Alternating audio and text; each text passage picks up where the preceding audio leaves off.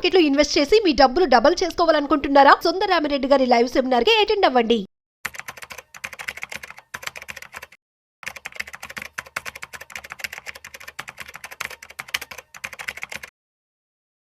Suman TV ప్రేక్షకులకు నమస్కారం.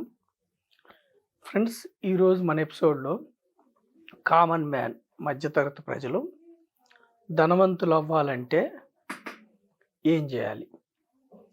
మనం ఏం చెప్తున్నామంటే క్యాపిటల్ మార్కెట్స్, స్టాక్ మార్కెట్స్ అనే ఆయుధం మన చేతిలో ఉంది. క్యాపిటల్ మార్కెట్స్ లేదా స్టాక్ మార్కెట్లో ఇన్వెస్ట్ చేస్తే మధ్యతరగతి ప్రజలు, కామన్ మ్యాన్ ధనవంతులు అయ్యే అవకాశం ఉంది అని మనం చెప్తున్నాం.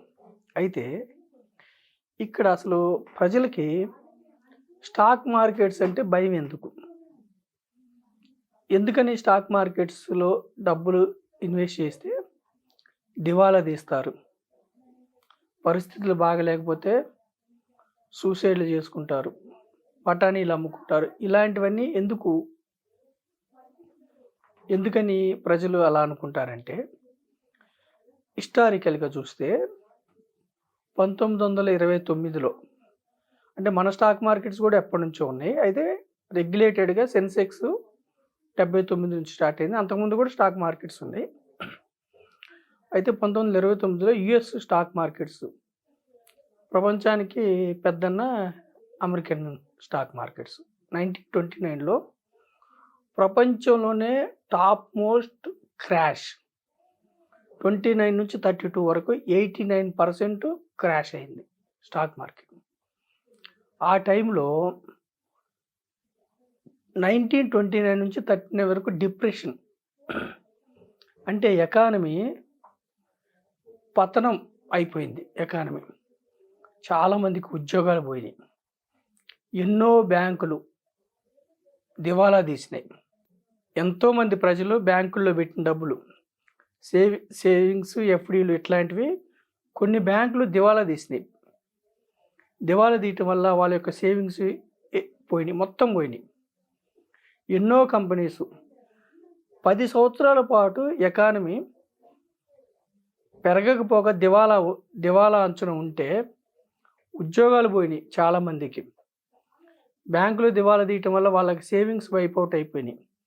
స్టాక్స్ క్రాష్ అయ్యి 89% వరకు 3 ఇయర్స్లో క్రాష్ అయినాయి.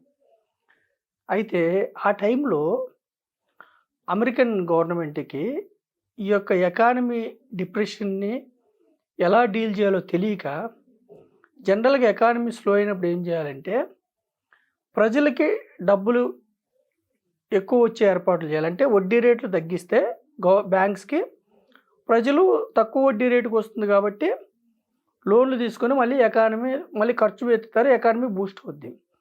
అప్పుడు తెలియక ఏం చేశారు, అమెరికన్ గవర్నమెంట్స్ పెంచారు, వడ్డీ రేట్లు తగ్గిపోగా పెంచే వరకు ఇంకా టఫ్ అయిపోయింది. సో 10 ఏళ్ల పాటు కుదేలైపోయినాయి స్టాక్ మార్కెట్స్. అయితే 10 ఏళ్ల పాటు అసలు ఏం పెరగలేదు. దీనివల్ల ఏమైంది, ప్రపంచానికి ఒక భయం వచ్చేసింది అనమాట. అంటే స్టాక్ మార్కెట్స్ అనగానే మొత్తం పెట్టిన డబ్బులంతా హరించుకుపోతాయి అన్న టైప్లో ఒక భయం ప్రపంచం మొత్తం వచ్చేసింది. అప్పటి నుంచి ఇప్పటి వరకు ఆ సంఘటన జరిగిన తర్వాత ఏమైందంటే ప్రపంచం మొత్తం నేర్చుకుంది. సెంట్రల్ బ్యాంక్స్ అంటే మన ఇండియాలో రిజర్వ్ బ్యాంక్ ఆఫ్ ఇండియా, బయట అయితే ఫెడ్, సెంట్రల్ బ్యాంక్స్ అంటారు. వీళ్ళు ఏం నేర్చుకున్నారంటే ఎకానమీ స్లో అయినప్పుడు ఇంట్రెస్ట్ రేట్స్ తగ్గించి ప్రజల చేతిలోకి డబ్బు వచ్చేలాగా చేస్తే మళ్ళీ ఎకానమీ ఖర్చు పెట్టడం మొదలు పెడతారు, మళ్ళీ ఎకానమీ బూస్ట్ అవుతుంది. అది ఒకటి నేర్చుకున్నారు. రెండవది ఏం నేర్చుకున్నారంటే ఇప్పుడు గవర్నమెంట్ ఇప్పుడు ఈ పరిస్థితి అప్పటి నుంచి ఇప్పటి వరకు కూడా ఇక అలాంటి క్రాష్, అలాంటి డిప్రెషను ఏ దేశ ఎకానమీలో కూడా రాల. ఎందుకని అంటే చాలా పాఠాలు నేర్చుకున్నారు. ఇప్పుడేమిటి చూడండి, ప్రపంచవ్యాప్తంగా కూడా ప్రతి దేశంలో కూడా గవర్నమెంట్ ఎంప్లాయీస్ ఉంటారు. గవర్నమెంట్ ఎంప్లాయీస్కి ఫిక్స్డ్గా రెగ్యులర్గా శాలరీస్ వస్తూ ఉంటాయి. సో వాళ్ళు ఖర్చు పెడుతూ ఉంటారు. అంటే ఎకానమీలో ఏదో ఒక కంపెనీలో వస్తువులు కొంటూ ఉంటారు. అలాగే పెన్షనర్స్ ఉంటారు, గవర్నమెంట్ పెన్షనర్స్ వాళ్ళు కూడా ఖర్చు పెడుతున్నారు. దీనికి తోడు అప్పటి నుంచి పాఠాలు నేర్చుకోవటం వల్ల సోషల్ సెక్యూరిటీ, అంటే అమెరికాలో సోషల్ సెక్యూరిటీ అంటారు. మన దగ్గర ఏం చేస్తారు, పేద ప్రజలకు కానీ కొంతమందికి వికలాంగులకి పెన్షన్ అని, బిలో పవర్టీ లైన్ తక్కువ తక్కువ ఇన్కమ్ ఉన్న వాళ్ళకి పెన్షన్స్, విధవరాలకి పెన్షన్స్ కానీ, వృద్ధాప్య పెన్షన్స్ కానీ, ఈ విధంగా ప్రజలకి పెన్షన్స్ ఇవ్వటం వల్ల వాళ్ళు కూడా కన్జంప్షన్ చేయటం వల్ల ఎకానమీ ముందుకెళ్తూ ఉంటుంది. తర్వాత ఏమిటి అంటే అప్పుడున్న పరిస్థితి ఇప్పుడు లేదు. ఎప్పుడు 1929 నుంచి 39 వరకు ఉన్న పరిస్థితి ఇప్పుడు లేదు. ఎందుకు లేదంటే దేశంలో ఉద్యోగస్తులు, పెన్షనర్సు, తర్వాత గవర్నమెంట్స్ సబ్సిడీ స్కీమ్స్ ఇచ్చి వెల్ఫేర్ ప్రజలకి కొంత సపోర్ట్ చేయటం వల్ల వాళ్ళు ఖర్చు పెడుతూ ఉంటారు. సో మనం ఏం చెప్తున్నామంటే అప్పటిలాగా 1929 లాగా స్టాక్ మార్కెట్స్ క్రాష్ అయ్యి ఒక 10 ఇయర్స్ వరకు పెరగకుండా ఉండటం ఇప్పుడు జరగట్లేదు. ఇప్పుడు కూడా మన దేశంలో 1979 తర్వాత సెన్సెక్స్ స్టార్ట్ అయిన తర్వాత 2025 100 పాయింట్ల దగ్గర స్టార్ట్ అయిన సెన్సెక్స్ ఈరోజు సుమారుగా 81-82 వేలు ఉంది. అంటే ఎన్ని ఒడిదుడుకులు వచ్చినా 12 నుంచి 14% గ్రో అవుతుంది. కంపెనీస్ అంటేనే మనం కన్జ్యూమ్ చేసే వస్తువులు మాత్రమే కంపెనీస్ తయారు చేస్తాయి. ఇప్పుడు సెన్సెక్స్ ఉంది. సెన్సెక్స్ ఏమిటి సమూహం అంటే కొన్ని బ్యాంక్స్, కొన్ని ఐటీ కంపెనీస్, కొన్ని ఫార్మా కంపెనీస్, కొన్ని మ్యానుఫ్యాక్చరింగ్ కంపెనీస్, సిమెంట్, స్టీలు మొదలగు ఫార్మా కంపెనీస్ మొదలగు కంపెనీల సమ్మేళనం సెన్సెక్స్ అంటారు. అంటే ఎప్పుడు కూడా ఇప్పుడు ఏమిటంటే ఎకానమీ ఇంతకుముందులాగా డిప్రెషన్ రావడం కదా, ఎకానమీ స్లో అయితే దానికి ఏం చేయాలని గవర్నమెంట్స్ నేర్చుకున్నాయి. Physical policies, monetary policies. అంటే వడ్డీ రేట్లు తగ్గించడం వల్ల ఏమవుతుంది, మనం ఇల్లులు కొనుక్కుంటూ ఉంటారు. వడ్డీ రేట్లు తగ్గితే ప్రజలు ఒక వ్యక్తి ఇల్లు కొనుక్కున్నాడంటే ఎన్నో రకాల రంగాలు ముందుకెళ్తూ ఉంటాయి. సో ఎకానమీ ఇంతకు ముందులాగా ఎకానమీ డిప్రెషన్లోకి వెళ్ళటం ఉండదు. ఎకానమీ స్లో డౌన్ అవుతుంది. కోవిడ్ వచ్చినప్పుడు స్లో డౌన్ అయింది, మళ్ళీ బూస్ట్ అవుద్ది. ఎప్పుడైతే ప్రజలు కన్జ్యూమ్ చేయటం అంటే వస్తువులు వాడకాలు, నిత్యావసర వస్తువులు కానీ ఇంకోటి కానీ వాడుతూ ఉంటారో కంపెనీస్ ప్రాఫిట్స్ బాగానే ఉంటాయి. కంపెనీస్ ప్రాఫిట్స్ బాగుంటే companies share values zero yellow. Companies share value zero yellow. Companies profits తగ్గినప్పుడు షేర్ వాల్యూస్ తగ్గుతాయి. కంపెనీస్ ప్రాఫిట్స్ పెరిగినప్పుడు షేర్ వాల్యూస్ పెరుగుతాయి. అంటే ఇక్కడే మనకి స్టాక్ మార్కెట్లు ఎందుకు భయపడతారంటే సామాన్యమైన ప్రజలు, ఒక స్టాకు మంచిదా, బాగా రిటర్న్ ఇస్తుందా, రిటర్న్ తక్కువ ఇస్తుందా అన్నది ఎప్పుడు తెలుస్తుంది అంటే ఆ స్టాక్ కొన్ని రోజులు వెయిట్ చేసిన తర్వాత తెలుస్తుంది, ముందు తెలియదు. సో స్టాక్ మంచిదా కాదన్నది తెలియదు కాబట్టి ఫ్యూచర్ నిర్ణయిస్తుంది. అయితే ఆ స్టాకు మంచిదా కాదన్నది ఎలా తెలుస్తుందంటే ఆ స్టాక్కి కంపెనీకి వచ్చే నెట్ ప్రాఫిట్స్ బాగుంటే అంతిమంగా ఆ స్టాక్ ప్రైస్ పెరుగుతుంది. అయితే మనం ఇక్కడ పేద ప్రజలకి, సామాన్యమైన ప్రజలకి మనం ఏం చెప్తున్నామంటే ఎకానమీ జీరో అవ్వటం ఉండదు. అంటే ఎప్పుడో 1929-39 వరకు ఎకానమీ ఎట్లయితే డిప్రెషన్లో ఉందో ఆ మాదిరి ప్రపంచ దేశాల్లో ఇంతకు ముందులాగా ఉండదు. ఎందుకు ఉండదంటే ప్రతి దేశంలో గవర్నమెంట్ ఎంప్లాయీస్ ఉన్నారు, పెన్షనర్స్ ఉన్నారు, తర్వాత గవర్నమెంట్ నుంచి లబ్ధి పొందే ప్రజలు ఉన్నారు, వాళ్ళు ఖర్చు చేస్తూ ఉంటారు, పెన్షన్ ఫండ్స్ ఉన్నాయి, వీళ్ళన్నీ ఇన్వెస్ట్ చేస్తూ ఉంటారు. సో కంపెనీస్ వస్తువులు మనం కన్జ్యూమ్ చేస్తున్నంత కాలం కంపెనీస్ మనుగడలోనే ఉంటాయి, కంపెనీస్కి ప్రాఫిట్స్ వస్తూనే ఉంటాయి. కంపెనీస్కి ప్రాఫిట్స్ వస్తున్నంత కాలం షేర్ వాల్యూస్ జీరో కావు. సో మనం ఏం చెప్తున్నామంటే ఎప్పుడు మరి స్టాక్ మార్కెట్లో మీరు డబ్బు పెడితే జీరో అవుతుందంటే ట్రేడింగ్ అని ఉంది. స్టాక్ మార్కెట్ ఇన్వెస్ట్మెంట్ కాకుండా ట్రేడింగ్ అని ఉంది. ట్రేడింగ్ అంటే ఒక కాంట్రాక్ట్, అంటే ఫ్యూచర్ అండ్ ఆప్షన్స్, ఒక కాంట్రాక్ట్ బెట్టింగ్ లాగా. ఇంట్రాడే కూడా అంతే ఇంచుమించు. అంటే నాకు వస్తుంది డబ్బు అంటే అవతల వ్యక్తికి డబ్బు పోతుంది అని అర్థం. ఇక్కడ అంటే ట్రేడింగ్లో మీ డబ్బు జీరో అయ్యే అవకాశం ఉంది. ఫ్యూచర్ అండ్ ఆప్షన్స్లో కానీ ఇంట్రాడేలో కానీ మీరు స్టాప్ లాస్లు పెట్టుకోకపోతే. ఇన్వెస్ట్మెంట్లో కూడా మనకి భారతదేశంలో 5,000 స్టాక్స్ ఉన్నాయి.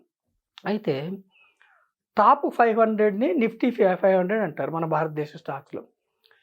Top 100 companies large cap companies, 101 to 250 mid cap, 250 నుంచి ఇది నిఫ్టీ 500 కంపెనీస్ అంటారు. నిఫ్టీ 500 కంపెనీ మన దేశ మార్కెట్ క్యాపిటలైజేషన్లో 92% నిఫ్టీ 500 కంపెనీస్. అంటే జనరల్గా ఏది చూజ్ చేసుకున్నా నిఫ్టీ 500 కంపెనీస్లో నుంచి చూజ్ చేసుకోవాలి. నిఫ్టీ 500 కంపెనీస్లో కూడా మనం కామన్ మ్యాన్కి ఏం చెప్తున్నామంటే, ఒకే కంపెనీ 2 కంపెనీలు చూజ్ చేసుకుంటే మీరు దెబ్బతినే అవకాశం ఉంటుంది. కాబట్టి గ్రూప్ ఆఫ్ కంపెనీస్ అంటే top most 30 companies in Sensex, top most 50 companies in Nifty, top most 101 to 250 mid cap. అంటే గ్రూప్ ఆఫ్ కంపెనీస్లో మీరు ఇన్వెస్ట్ చేస్తే గ్రూప్ ఆఫ్ కంపెనీస్ ఎప్పుడు జీరో కావు.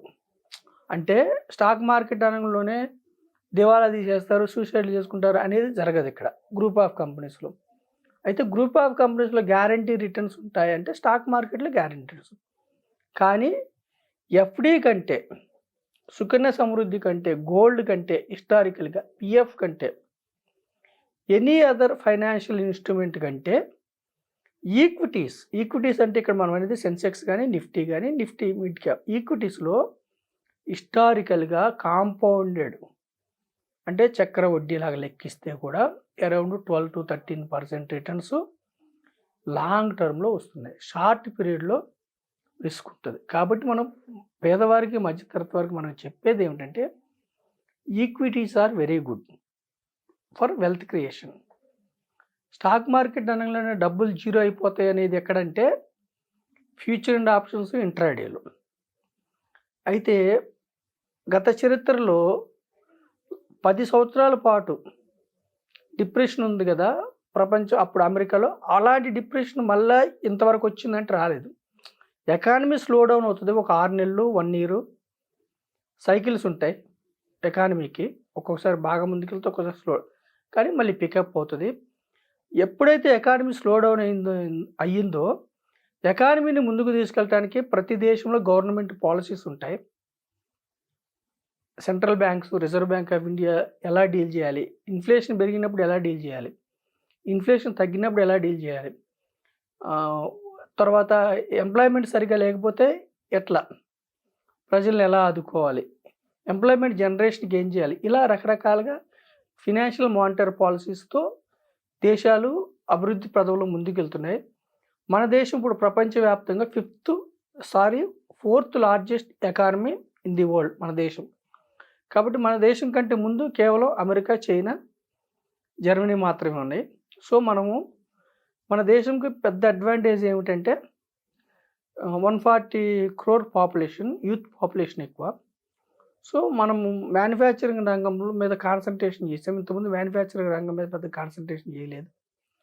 సో మన దేశంలో ఇప్పుడు ఎవరైతే నెక్స్ట్ 25, 30, 35 years ఈక్విటీస్ అంటే కంపెనీస్లో ఓనర్షిప్ తీసుకుంటారో వాళ్ళు మిక్కిలి ధనవంతులు అవడానికి చక్కని అవకాశం మన ఈక్విటీస్లో ఉంది. స్టాక్ మార్కెట్ అనగానే గత పతనాలు చూసుకొని మీరు ఎప్పుడు భయపడొద్దు. మన మార్కెట్స్లో కూడా 2002 కానీ, 2008 కానీ, 2020 కానీ, 2015 కానీ కరెక్షన్స్ వచ్చినాయి. కరెక్షన్స్ స్టాక్ మార్కెట్లో ఎప్పుడు కూడా ప్రతి విషయానికి కరెక్షన్స్ వస్తాయి. పాజిటివ్ న్యూస్ వచ్చినప్పుడు పెరుగుతాయి, యుద్ధ భయాలు ఉన్నప్పుడు కరెక్షన్స్ వస్తాయి. కానీ అది కొంతకాలం ఉంటుంది. ఎకానమీ స్లో డౌన్ అయినప్పుడు ఏం చేయాలన్నది ప్రభుత్వం, ఫినాన్స్ మినిస్టర్స్, ఫినాన్స్ ఇన్స్టిట్యూషన్స్ నిర్ణయాలు తీసుకుంటే, గవర్నమెంట్ ఇన్స్టిట్యూషన్స్ భయపడకుండా మార్కెట్లోకి సింగిల్ కంపెనీ కాకుండా గ్రూప్ ఆఫ్ కంపెనీస్లో మీరు ఇన్వెస్ట్ చేస్తే మిక్కిలి ధనవంతులు అవ్వడానికి అవకాశం ఉంది. కాబట్టి నేను సుమన్ టీవీ ప్రేక్షకులకు ఏం కోరుకుంటున్నానంటే, స్టాక్ మార్కెట్ అనగా క్యాపిటల్ మార్కెట్స్ అనగానే అది